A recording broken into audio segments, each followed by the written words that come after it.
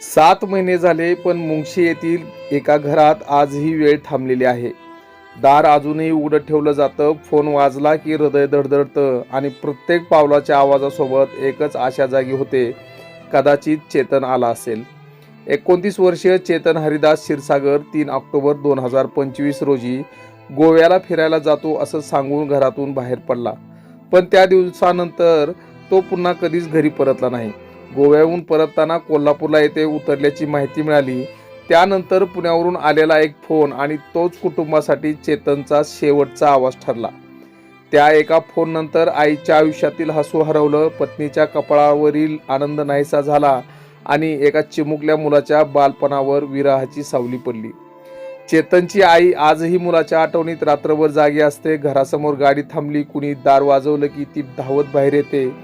पण प्रत्येक वेळी तिच्या डोळ्यात आशेपेक्षा जास्त अश्रूच येतात. पत्नी वनिता रोज स्वतःला एकच प्रश्न विचारते, तो कुठे असेल, त्याने काही खाल्लं असेल का, तो सुरक्षित असेल का. पण या प्रश्नाची उत्तरे देण्यासाठी चेतन अजूनही परतलेला नाही.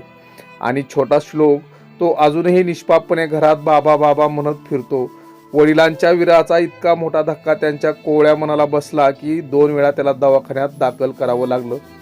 7 महिने झाले, पण या कुटुंबासाठी प्रत्येक दिवस अजूनही वेदनांनी भरलेला आहे.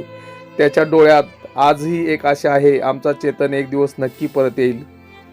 जर कुणाला चेतन हरिदास क्षीरसागर यांच्याबाबत कोणतीही माहिती मिळाली तर कृपया 76 20 92 21 50 या क्रमांकावर संपर्क साधा.